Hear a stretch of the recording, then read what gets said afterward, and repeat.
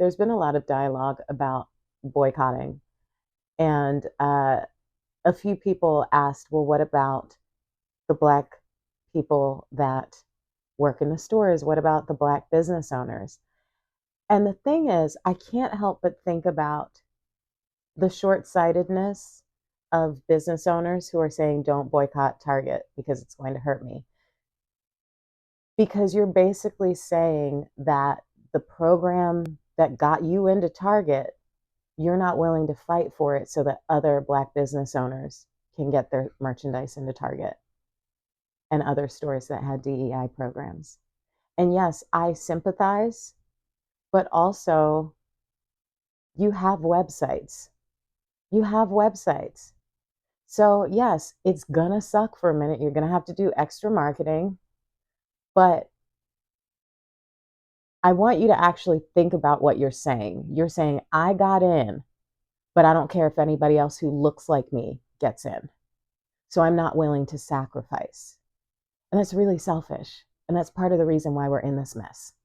Because it's not just Trump voters that got us in this mess, it's the large percentage of people who did not vote. I could not understand why so many of y'all decided that right before an election, all of a sudden you were going to make a stand. It's like we lost the plot.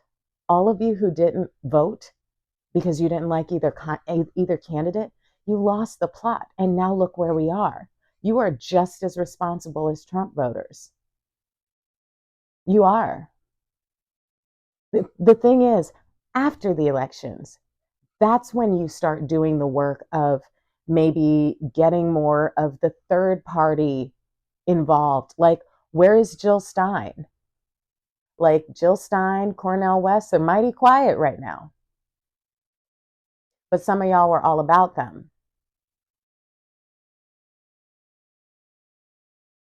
The time to take that kind of a stand is not right before the election, because now I'm fucked. Now you're fucked in ways that you didn't even imagine. So you need to start looking at the bigger picture. We need to start looking at the bigger picture. Yes, your concerns are valid. I think the Democrats are lying down. As I said in one of my other videos, that the Republicans do this because Democrats don't fight back. And we're seeing it right now. I'm not okay with that. To be clear, I have a lot of critiques of the Democratic Party. But when it's between the Democrats and this man who is literally carrying out Project 2025 as he said he would, I'm going to pick the Democrats, and then I'm going to fight like hell for the next 4 years to get reform in the Democratic Party. That's the way you do it. You do not just stay home and say, well, if we get a dictator, we get a dictator. And then this ties into the boycotting, because we really need to think about the fact that the only reason why we can sit wherever we want to on the bus is because people boycott it. So you're telling me that you not being able to go to Target is a bigger sacrifice than our ancestors who walked everywhere they needed to go for how long? Do you think senior citizens wanted to boycott? Do you think the Black bus drivers wanted to boycott? Do you think they wanted to go without pay? Do you think people with disabilities wanted to boycott? Do you think people wanted to actually carpool? They only wanted to for the greater good, but it was mad inconvenient. And some of y'all don't like being inconvenienced. Some of y'all don't like being put out. Like, it's the fact that y'all don't want to sacrifice. Y'all, and I shouldn't be surprised because y'all didn't even want to stop watching football. Like, you wonder why there are so many sweeping edicts about what we can and can't say now. It started with Kaepernick for me. And the fact that so many of y'all were like, oh, but I miss football. You were willing to throw away the opportunity to take a stand for true free speech. And you didn't because you wanted to watch your football. And listen, nobody come for me because I've been an Eagles fan since birth. And I have yet to see them win a Super Bowl because when I say I'm boycotting something, I'm boycotting it. So y'all need to get used to being a little uncomfortable. Sacrificing for the greater good is something that I feel like our generation doesn't understand how to do or just doesn't want to. But we are going to have to sacrifice. We are. Listen, I order from Amazon several times a week. It's going to be fucking inconvenient for me. It is. I'm going to try to give them as little money as possible. Now, listen, if you want to still support the Black business owners through Target, order it through the website. But I honestly don't even think you should do that. I think you should go to their website. So I'm going to post on my Patreon a list of the Black brands at Target and their websites so that you can order directly from them.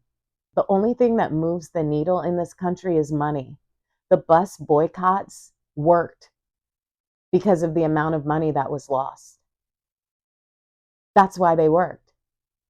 And I need y'all to really get a grip about your level of comfort.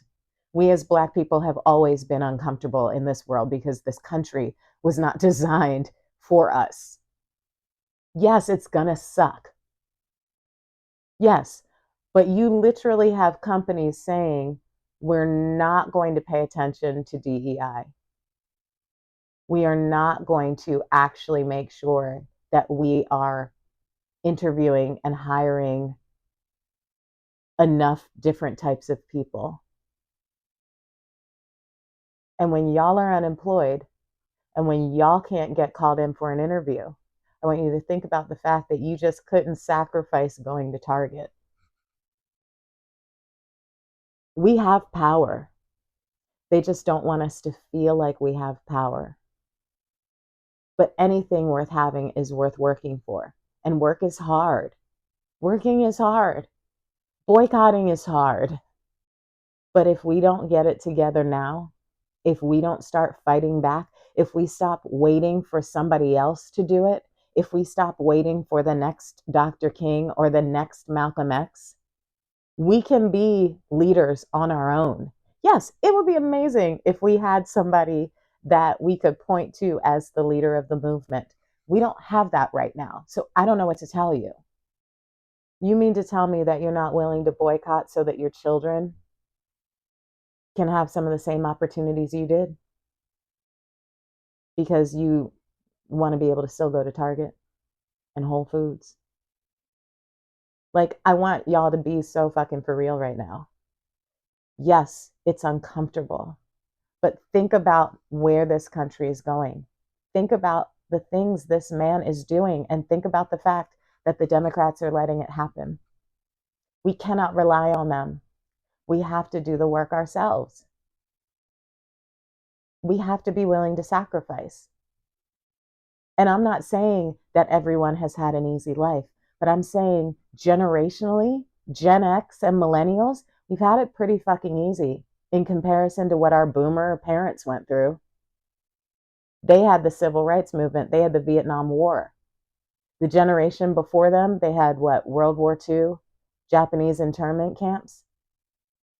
So we need to get used to the idea that, okay, this is what our generation is going to be fighting for. And I'm willing to sacrifice for it.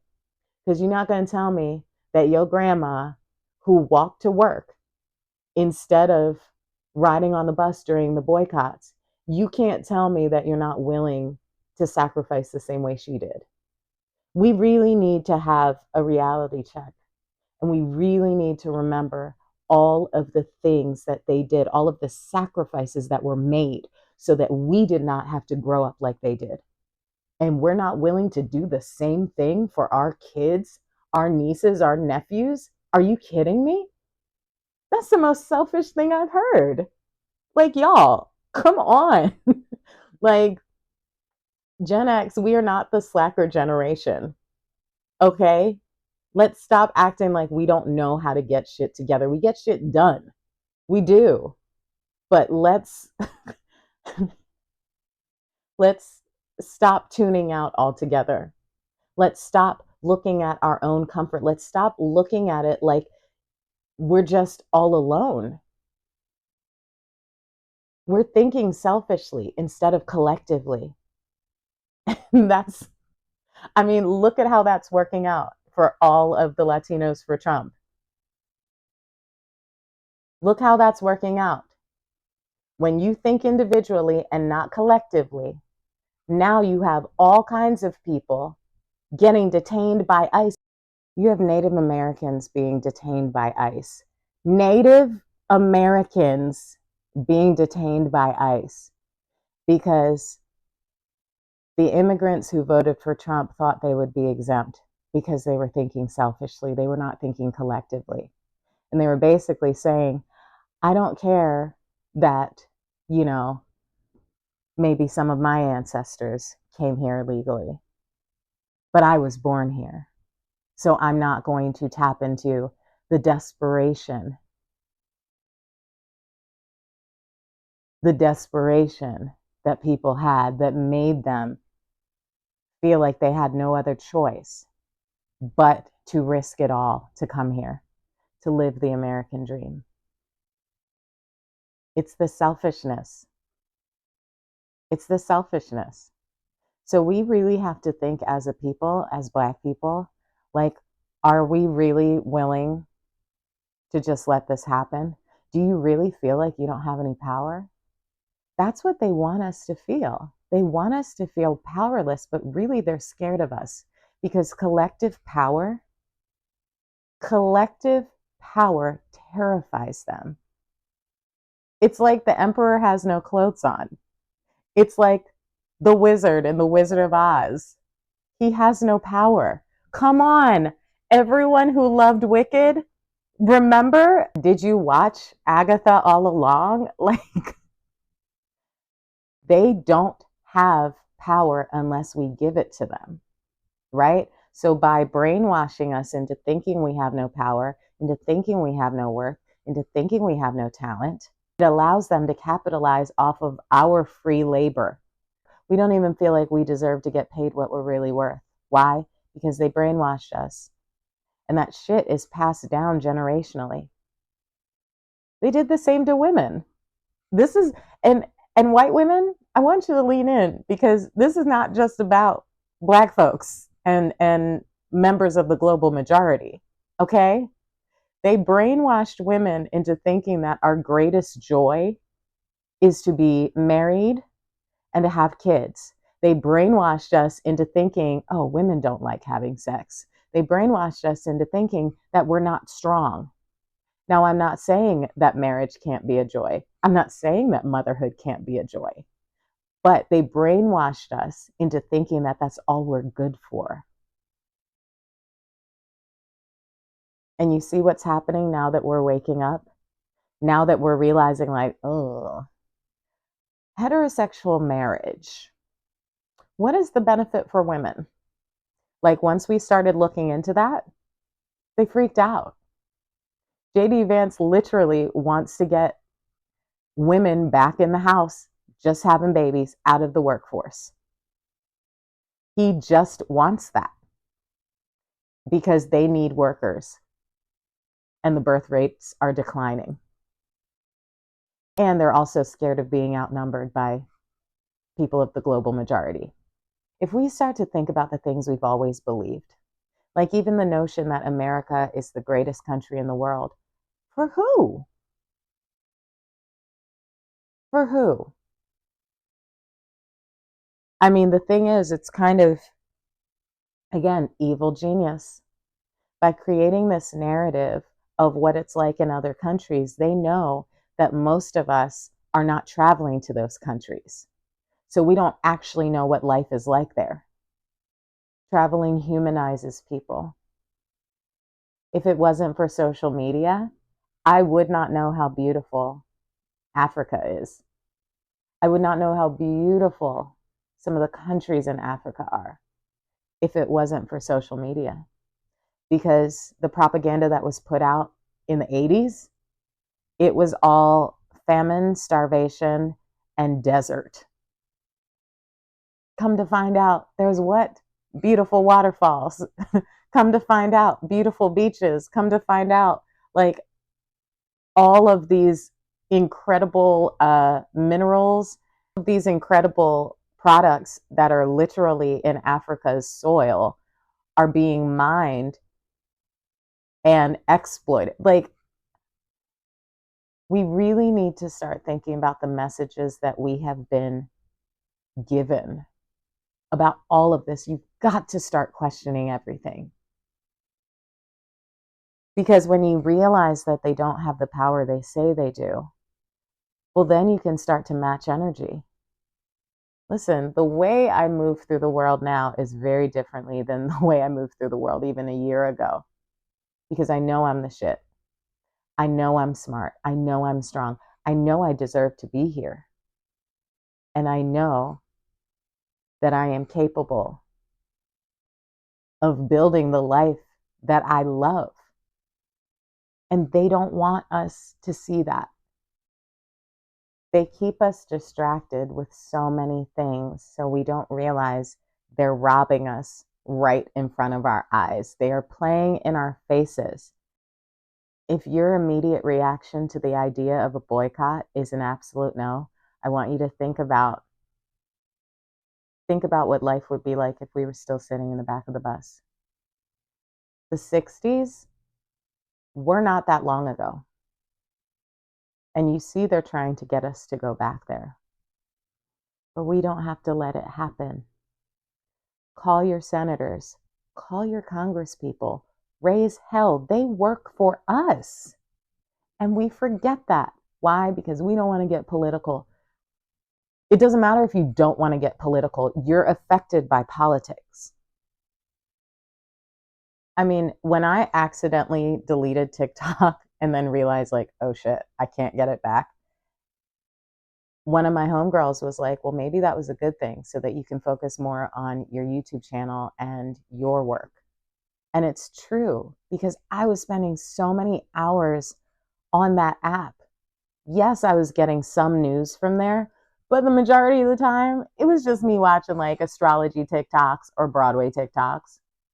And that's hours that I could have been using, pouring into myself.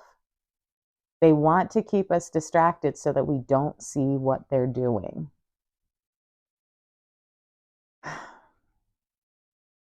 And artists, I encourage you to create. When you feel ready, create. At the very least, write how you're feeling, journal. I have like 4 different scripts, a novel, and I'm doing edits on my solo show. Because the art that comes out of all of this is going to be life-changing, world-changing. Think about the arts that came out of the Vietnam protests.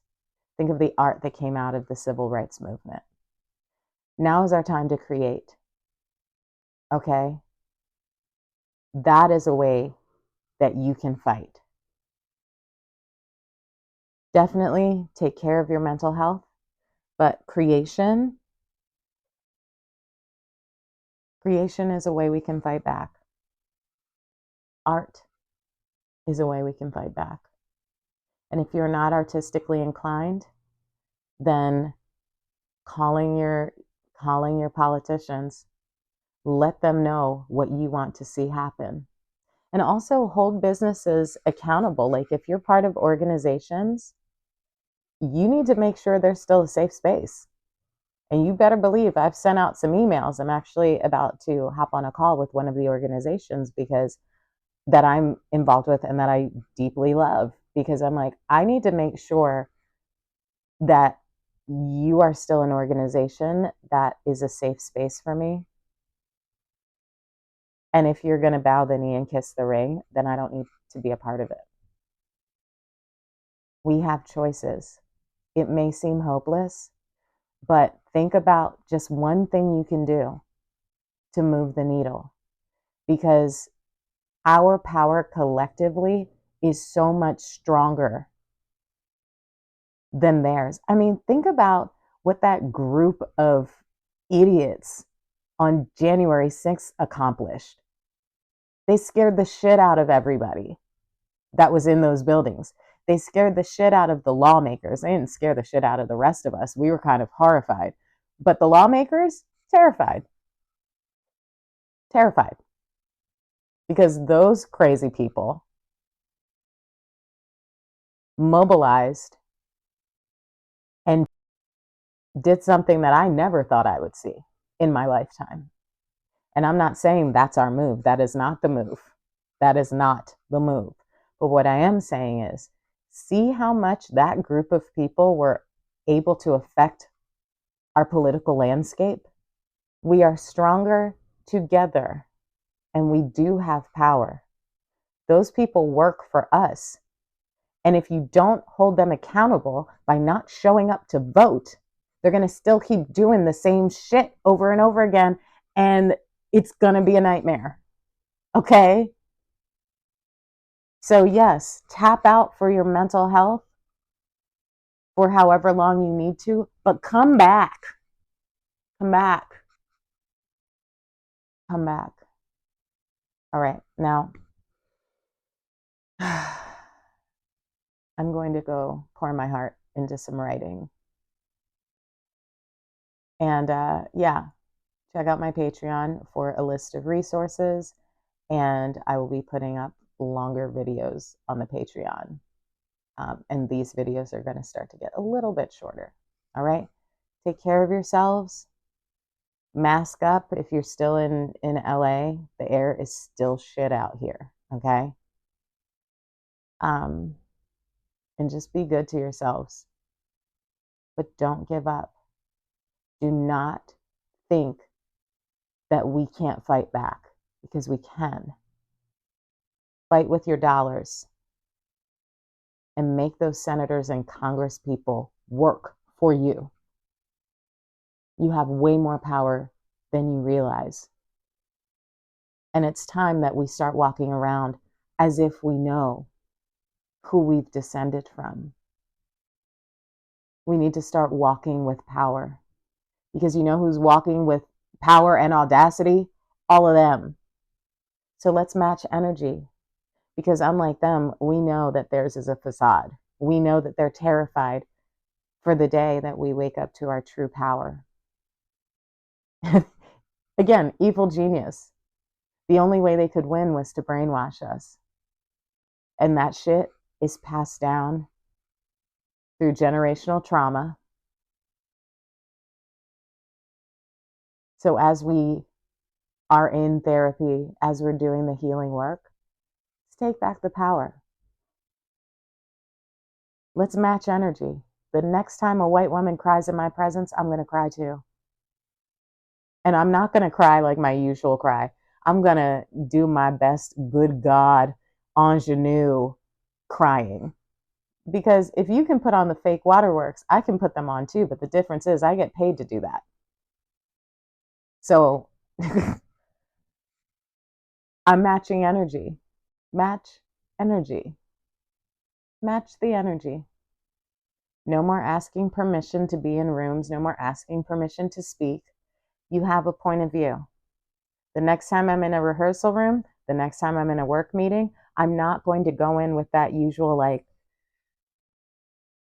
no. I'm just as good as you. I'm just as smart as you, probably smarter. So what I'm not going to do is shrink myself to cater to your insecurities. That this black woman, that this 5'10" dark-skinned brick house of a black woman is the boss that she actually is. Okay? So come on, y'all. This is not a time to shrink in despair. Again, tap out when you need to rest, but get back in the fight. Okay? We are thinking of the greater good now. All right? Okay.